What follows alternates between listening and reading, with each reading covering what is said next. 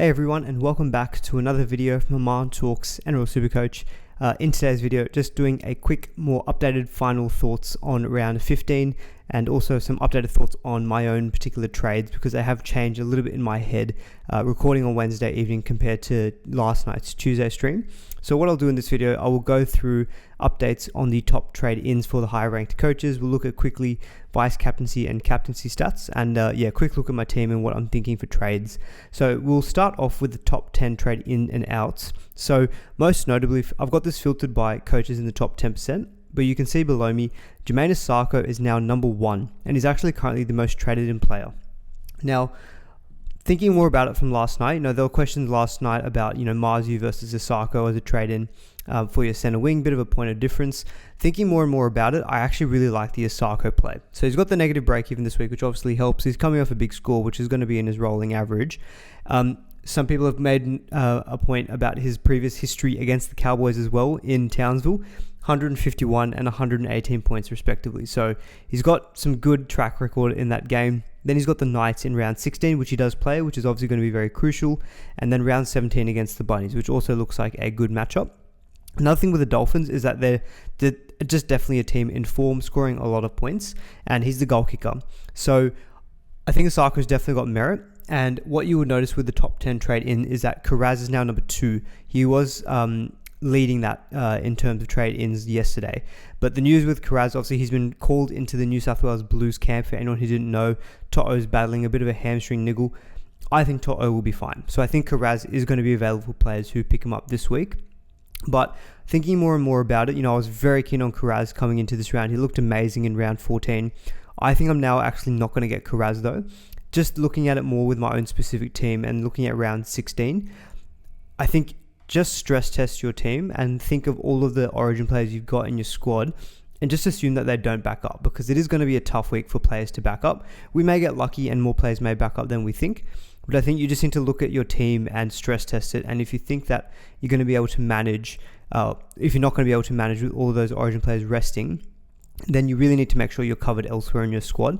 For me, Karaz playing at center is fine, but he's not as good as probably is playing on the wing. He still has a break even that's in the hundreds, 105, and then he's got the buy in round 16.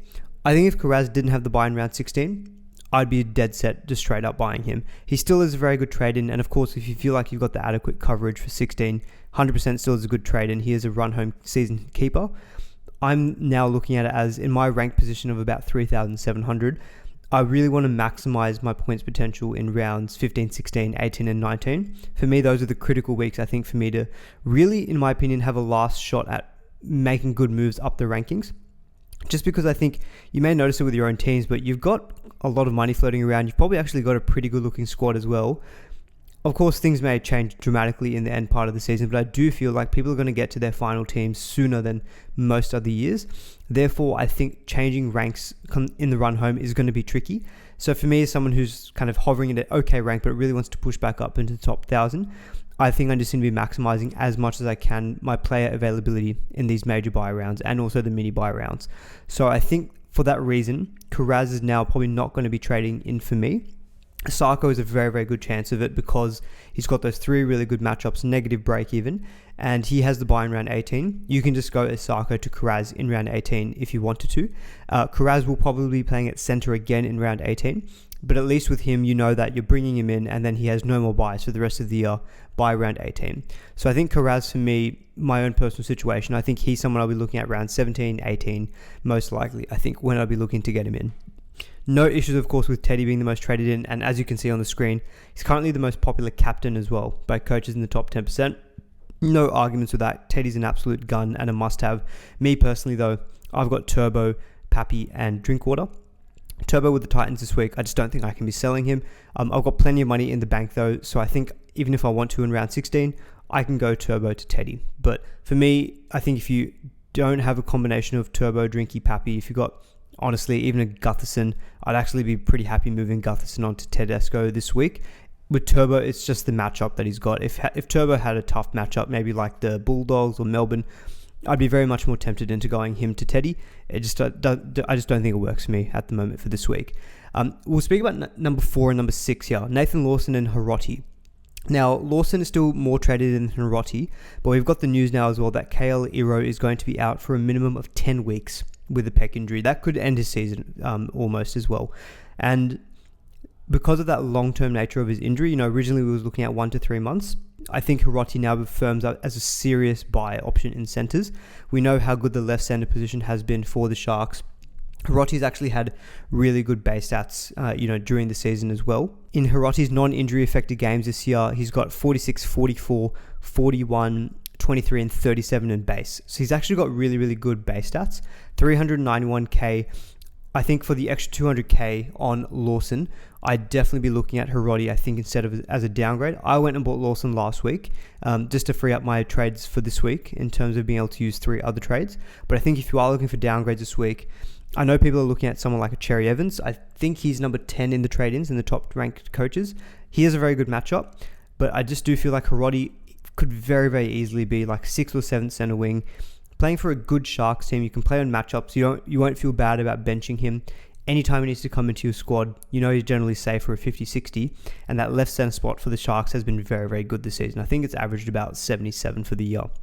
So if you can cop that extra 200k, I 100% would be going Hiroti instead as a downgrade compared to a Lawson. Drinkwater number 5, I think, is a very good trade-in as well with a break-even of, I think, 72.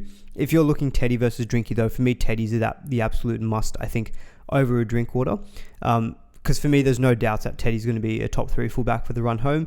Drinkwater, I still feel, long-term, maybe with Purdue as a more dominant 5'8", maybe his opportunities to score big are going to be reduced, and you can go maybe like a Latrell or a Turbo in the run home if they still look good. And if Pappy keeps goal kicking, I think he'll stay in our top 3. Herbie Farnworth, number 7, for similar reasons to Osako, the draw for the next 3 weeks looks really good. The individual matchup against the Cowboys this week also looks very, very good. I was speaking about it in the Tuesday stream, but the percentage of tries that the Cowboys concede on their right-hand side, I believe, was 55% of their tries. So it looks like a very good matchup for Farnworth. I'm most definitely, I think, buying Farnworth this week. It's been too long of not owning him. The tries are going to probably dry up now at this point because I've brought him in. So unfortunately, I'm probably cursing him, guys. Sorry for that. But Herbie's probably coming into my team. Really good floor, 65 base power last week. I just don't think you can really overthink that one with Farnworth. Him versus Osako, if you wanted to go pod, I can understand the Osako appeal with the goal-kicking upside, but Farnworth is a lock-in season keeper as well. Olukwatu and Cherry Evans in 8 and 10. So Olukwatu is a good solid forward option. He just misses 16 and 19, which are very, very tricky weeks. So as I mentioned a lot on Tuesday and in this video, for me, those just feel like really critical weeks, and I think I'm just not going to get him in, I think, for that particular reason. But this week's matchup obviously looks amazing, so I can't fault that. And I was probably a bit harsh on Cherry Evans yesterday. I think I said Isaiah Katoa over Cherry Evans, but I think I was maybe looking at it in the wrong way. I was looking at it more as picking a player who's at a higher value that will make it easier for you to get back up to Cleary. But we find that downgrades always pop up every now and then. If you're asking me who's got a bigger ceiling, it would be Cherry Evans. I don't think Isaiah Katoa has cracked a ton so far this year. And that's even in a game where he had 5 try assists. Granted, he scored 99, so it more or less was 100. Cherry Evans has already got 200s earlier in the year. He's really cooled off, though, since round 4. But, if you believe in your narratives, he does have a point to prove. Good matchup against the Titans. And speaking of that, Jaden Campbell at number 9. I think I'm cooling on Jaden Campbell just as a trade-in for this week. I could easily trade Campbell in next week, but if you listened to me on Tuesday, I had a dilemma of getting Hines or Campbell in this week, and I'm just thinking the player who's going to frighten me more this week probably will be Nico Hines. Home matchup against the Dragons, local derby. He's got a very good history against them, and the Dragons are missing a few players to injury, like in Tui Pelotu. They're going to miss Val Holmes to Origin, whereas the Sharks are pretty much, apart from Kale Iro, at full strength. Whereas you look at the Titans outfit, it will be without Mo Fodawaker, no Tino, coming up against, again, a pretty full-strength Manly outfit. They're really just missing Lehigh Hopewadi, but he's a winger, so not super integral to the team. They've got Olukwatu, Cherry Evans, Turbo, all guns blazing for that matchup. So I think, given his high break-even, I'm probably also not looking at Campbell myself this week. I think if you've got Munster, though, and no other real priority trades, Munster to Campbell I think is a very, very good trade. Campbell could still feasibly be the number 1 5'8" for the run home. For my own particular team situation, though, I think as a non-Hines owner, just thinking of, damage limitation, they both play round 16 and they both miss round 18, so it doesn't really matter to me. It's kind of more just about, okay, round 15, who am I more afraid of not having, and I think for me it's Hines, just with his particular matchup. You can see I've also got the VC on Hines at the moment. Hines is also the most popular VC in the top 10%. He's currently sitting at about 24%, but again, I'm recording this Wednesday night. If you push this to 24 hours ahead, you'll probably see that number creep up, because obviously not a lot of people have still yet maybe made changes to their squad. So that's some of my updated thoughts on the top trade-ins. The trade-outs we won't go through in as much detail. A lot of them make sense, like a Tamale, Iro, Hopewadi being the top 3, all injured guys, Toya on the bye. Sandon Smith at number 7, let's quickly speak about him, because I didn't really touch on him in a lot of detail. I'm giving it a week. He's got a 39 break-even. And Sam Walker, there's a chance that he doesn't play the full 80 minutes. Sandon Smith could still feasibly play 40 minutes, maybe at hooker, rotating with like a Docker Clay or something. And even if he comes out and scores like 15 points, look, he'll go down a little bit in price. And then, yes, he will have a very, very high break even in round 16. So I just want to give it a week, see what the minutes and the role looks like, because he's been very, very good this year. And you just never know. Injury to like a Savala or something like that, Sandon Smith probably straight back in the halves. And he's just been a really, really good option for us as well. So I still feel like, at any point, if he gets his job back or something, then could be a decent option. And especially if he's a hooker, there's not a tremendous amount of amazing options. If you are looking for options at hooker, though, to maybe free up some funds, Kurt Donahue, I spoke about him yesterday. I think he's the one who I'd be going for.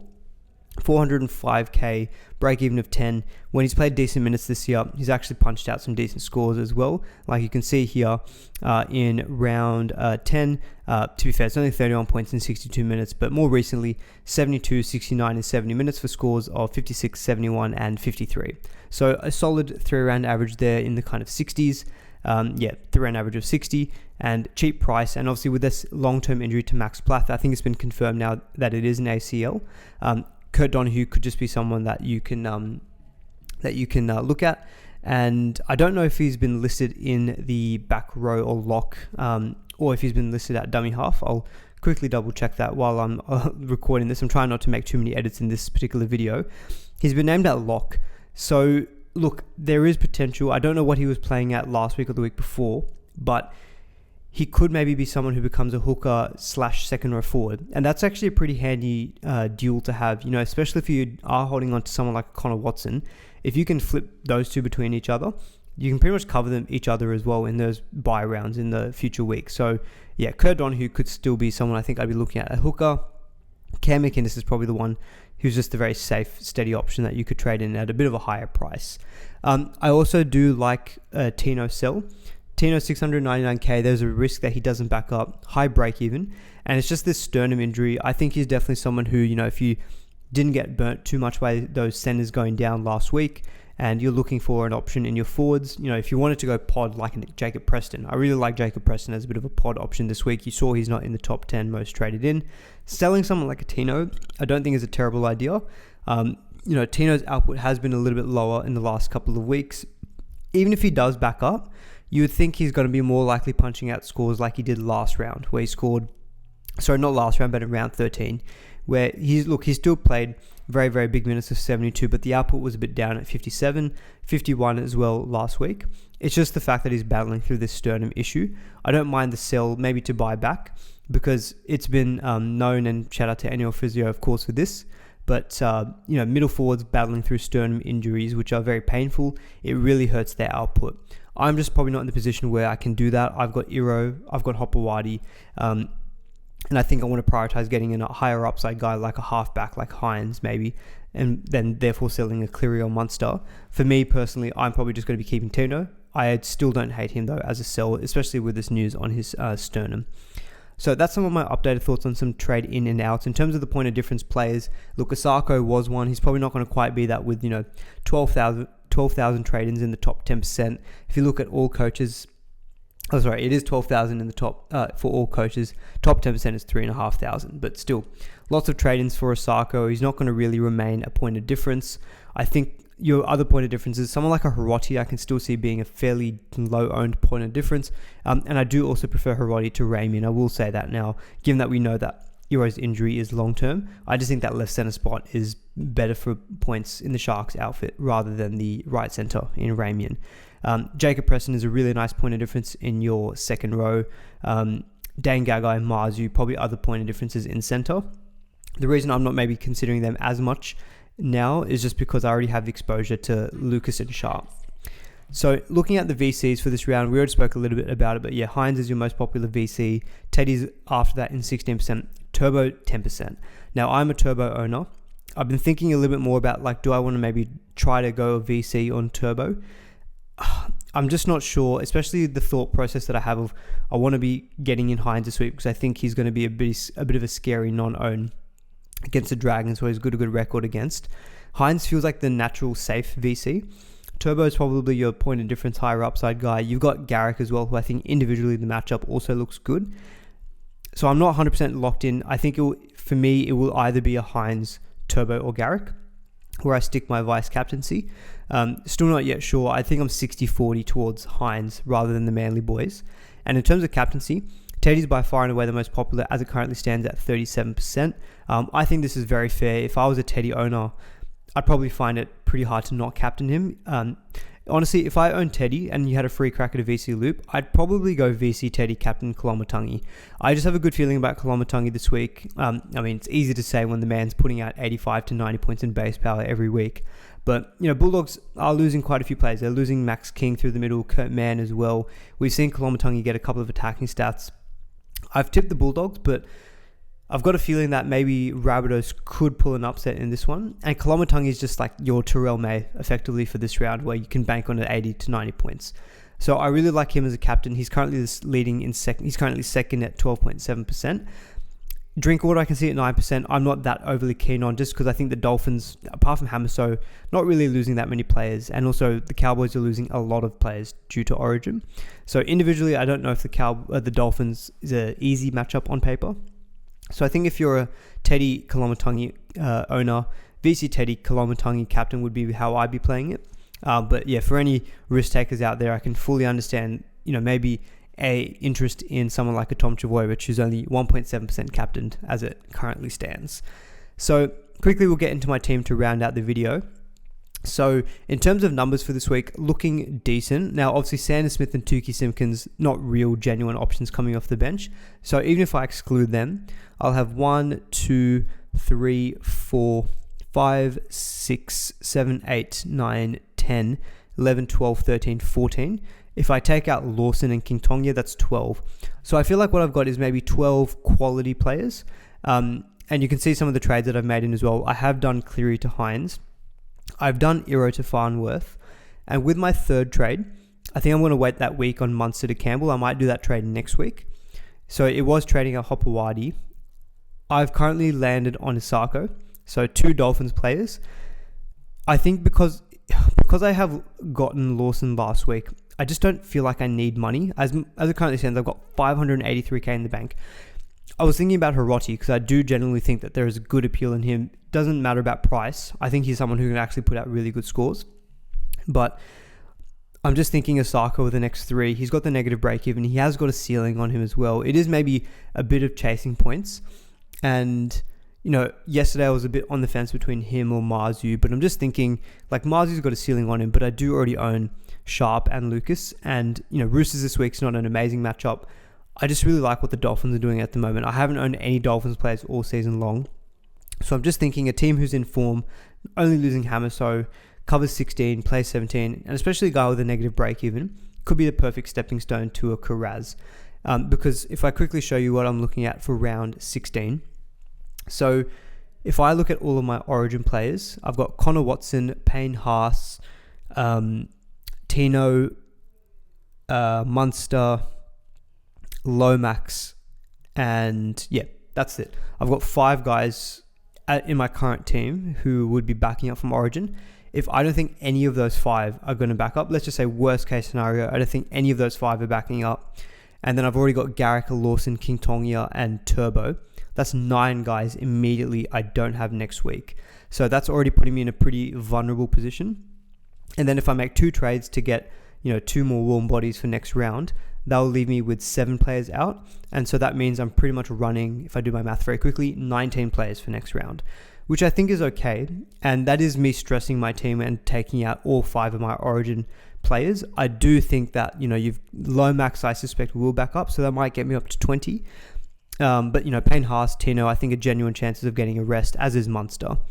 So this is the reason why I think, because I was looking at it and thinking, worst case scenario, there could always be other injuries as well. If I did get in Karaz, I'd be down to 18 active players next round in a worst case scenario, and it could be even worse than that as well. And as I said, I really want to push and just try to get as many players out as I possibly can in these mini and major buy rounds, because I do generally feel like it's my real last major chance to push up the rankings. So that's why at the moment I'm fading Karaz. I just basically need a good center who I think will cover 15, cover 16, and could be a bridge to Karaz in round 17, 18. And I just feel like Osako at the moment is maybe the best player to do that. With the next 3 matchups, I really like them. Good track record against the Cowboys in Townsville. If I look at the Knights draw, because I was thinking about Marzu, was thinking about Gagai, like Roosters, Dolphins, and Raiders, it doesn't scream like amazing matchups for point scoring. So like Marzu and Gagai are safe for maybe 60 to 70, but if I'm thinking, I want to push, I want to try to get those high upside guys, I feel like those Dolphins players are more suited for that. Like I look at that matchup against the Cowboys this week and think that game could be 40 points to 30, if we're being honest. So that's why currently I've landed on Osako as my replacement for Hopewadi. Locked in, I think, is Clarita Hines and Iro to Farnworth. It's just that third center, or that third trade of Hopewadi to Osako I'm still not 100% sure about. I think I'm 65-35 leaning towards just getting an Osako. And because the thing is as well, like Osako could easily just be a hold for me as well. I don't have to necessarily sell him if I don't want to, because he's proven in seasons past he can be a very, very good gun option. So that's currently where my head's at. And then next round I think would be 2 trades. It could either be Sanders Smith out for maybe someone else at hooker, maybe a Donahue. What I'm more likely thinking, and if I can just I don't mind losing a bit of money on Sanders Smith, we've made so much money this season already anyway. What I'm thinking for next week is probably Munster to Campbell. So again, trying to maximize getting good quality options in that mini buy round. And then depending on how Turbo looks, Turbo to Teddy, which I can easily do now knowing that I've got 583k in the bank. There's no problems, funding Turbo to Teddy if I want to do that trade next week, or if I wanted to do it, say, in maybe round 18. So that's some early thoughts for next round, and also what I'm thinking for this week. So yeah, hopefully you guys enjoyed that kind of shorter form video. Of course, I'm not going to be able to get through all of the potential questions that people might have, but yeah, do watch the Tuesday stream for more detail. But I thought it'd be good just to do a quick little summary of my updated thoughts coming into round 15, which of course is a very critical week, being this second major buy round, and thinking a little bit ahead to round 16, which is going to be very, very tricky to manage. So thanks everyone for tuning in. Hopefully you all enjoyed it. Please do give it a like if you did. Please consider subscribing as well to anyone who is new watching this video. And let me know, guys, as well, if you prefer this kind of short, sharp video, because, yeah, easier for me to record. But I'll see you all in the next one. Cheers.